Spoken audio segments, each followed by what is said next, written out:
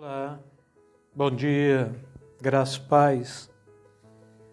E mais uma manhã neste quadro Café com Reflexão. Gostaria de ler para vocês nesta manhã Oséias capítulo 6, versículos de 1 a 3, que diz assim: Vinde e tornemos para o Senhor, porque Ele nos despedaçou, nos sarará, fez a ferida e a ligará. Depois de 2 ou 3 dias, nos revigorará. Ao terceiro dia nos levantará e viveremos diante dele. Versículo 3: Conheçamos e prossigamos em conhecer ao Senhor. Como a alva, a sua vinda é certa, e ele descerá sobre nós como a chuva serôdia que rega a terra. O profeta Oséias, ele tem um papel fundamental na história do contexto de Israel, porque ele está mostrando a condição de um profeta que abre mão da sua própria moralidade, que abre mão dos seus próprios conceitos e, em detrimento daquilo que o próprio Deus queria dele, ou da nação de Israel, usa ele, cobra dele, para que o povo pudesse se indignar, e à medida que o povo o percebia naquela condição da quebra da moral, da imoralidade, da prática sexual mesmo, com a prostituta, e aquela prostituta, ela tem um caso com ele, mas volta para o bordel, volta para a prostituição, até chegar um momento que, de fato, a nação vai cobrar um contexto de moral deste homem, e quando a própria nação cria uma indignação em relação à situação da mulher com quem este homem estava tendo uma vida marital, mas que sempre voltava para a prostituição, então é quando o próprio profeta é levantado para falar com esta nação, com o povo de Deus. E Oséias, ele retrata a demonstração do amor de Deus para com o seu povo, mas principalmente retrata a exclusividade na adoração e no serviço que este Deus requer de cada um de nós, naquele contexto para com Israel e neste contexto para cada um de nós. Para ainda Deuteronômio capítulo 6, versículo 4, Ouve, ó Israel, o Senhor nosso Deus é o único Deus. Esta é uma referência de alerta, é uma referência de percepção do conhecimento do Deus único e verdadeiro. Mas este Deus único e verdadeiro, sobretudo, ele é Deus de amor, e aqui o que ele está fazendo para com a nação de Israel, usando um próprio profeta, quebrando toda a sua estrutura de moral, toda a sua estrutura mesmo que contrariava até os trâmites da lei, não é? A prostituta que volta para o adultério, do ponto de vista da lei, aquela mulher podia ser apedrejada, poderia ser condenada mesmo à morte por apedrejamento, por estar cometendo loucura em Israel, mas quando chega o momento exato mesmo da nação tomar algum tipo de posição em relação ao ato do adultério, da prostituta que sempre estava com o marido, mas que sempre estava voltando para o prostíbulo.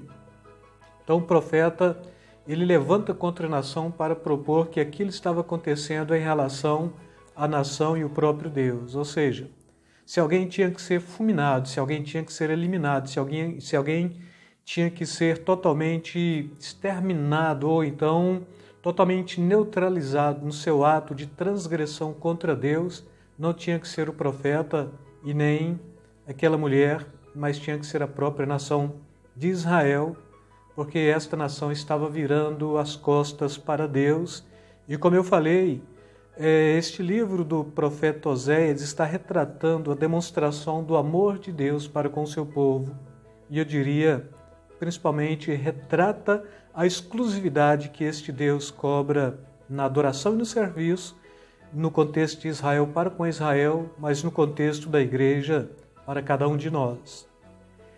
E esta passagem que eu li para vocês, ela pode ser dividida de 3 formas bem distintas em relação ao povo e Deus, a nação de Israel e Deus no contexto, mas eu diria a igreja de Deus, que pega este aspecto aqui da reconciliação, da restauração e do aprofundar. Então tudo isto eu diria que a igreja tem que estar continuamente praticando para com Deus. E quando a nação de Israel compreende bem este processo ainda, vinde e tornemos para o Senhor, está falando de reconciliação. E a relação de Deus para com esta nação era uma relação de marido traído. O estágio do relacionamento deste povo para com a nação de Deus se dava da seguinte maneira: no capítulo 1, no versículo 2, o noivado; no capítulo 1, no versículo 3, o casamento; no capítulo 3, ainda no versículo 1, não é?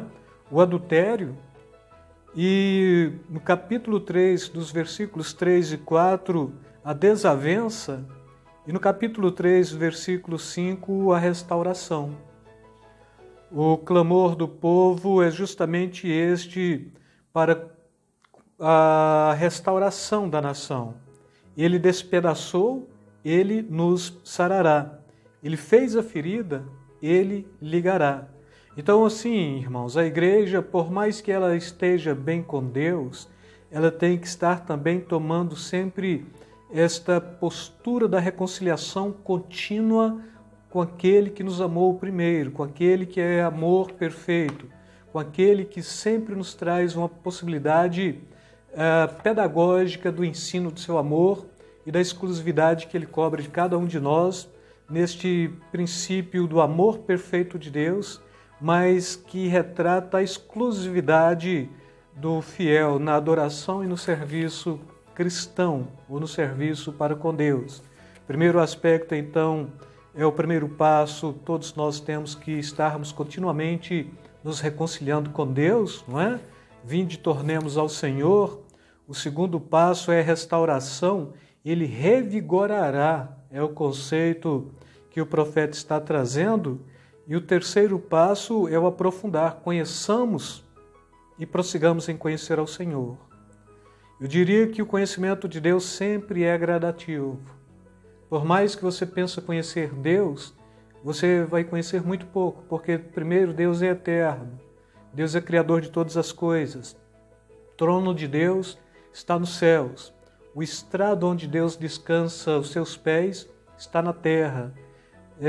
Então, tentar conhecer Deus, eu diria que é alguma coisa quase que impossível, senão que a gente conhece Deus em cima daquilo que Ele se permite ser conhecido, mas do ponto de vista do homem, da partida do homem, da contrapartida do homem, o homem ele tem que ter em si este desejo de estar conhecendo e prosseguindo em conhecer o Senhor.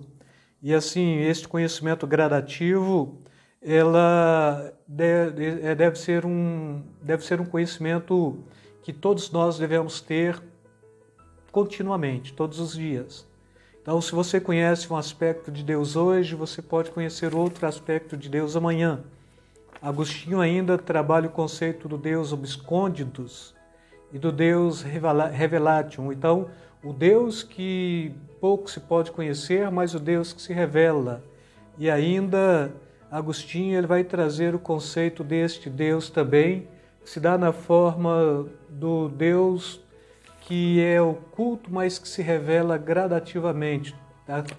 O Deus que tem o seu aspecto incognoscível, ou seja, aquilo que não se pode conhecer de Deus, mas o seu aspecto cognoscível, aquilo que se pode conhecer de Deus. E cabe a cada um de nós compreendermos que o aspecto do conhecimento de Deus e do não conhecimento de Deus não cabe necessariamente a mim, mas a Deus, porque a minha função é estar buscando conhecer a Deus gradativamente dentro daquilo que eu mais possa tentar compreender de Deus e sabendo que este Deus ele vai se revelando como o dia amanhecendo dentro disto que eu li para vocês, não é? É como a alva, alguém que contempla as primeiras horas do dia ainda de madrugada, quando o dia começa a clarear e o sol começa a nascer. Assim também é o nosso conhecimento para com Deus. Tem que ser alguma coisa que vai esclarecendo e vai clareando momento a momento. E também aqui dentro desta passagem lida é como a chuva serôdia. Chuva serôdia é a chuva que acontece depois da estação da chuva. Ou seja, quando tudo está seco, sem expectativa de chuva, fora da época habitual, então é quando acontece de fato a chuva serôdia. E eu quero deixar para vocês este contexto então da demonstração do amor de Deus, mas que cobra exclusividade na adoração e no serviço. E nestes 3 passos que eu trouxe para vocês, todos nós, o tempo todo, temos que estar reconciliando com Deus. Vinde, tornemos ao Senhor. Temos que estar restaurando a nossa comunhão e nosso relacionamento com Ele. Ele nos revigorará e temos que nos aprofundar continuamente na percepção do conhecimento. Conheçamos e prossigamos em conhecer ao Senhor. Então, que este dia para você seja um dia intenso na presença de Deus, sabendo que estas 3 fases ela tem que ser contínua na vida de um cristão adorador, mas, sobretudo, põe aí o sinal de alerta. Ouve, ó Igreja, o Senhor nosso Deus é o único Deus, é o que o Deuteronômio está falando para a nação de Israel e é o que eu quero aplicar para o povo de Deus hoje na face da terra, principalmente para a nossa igreja local. Fiquem na paz, beijo no coração, beijo na alma de cada um de vocês.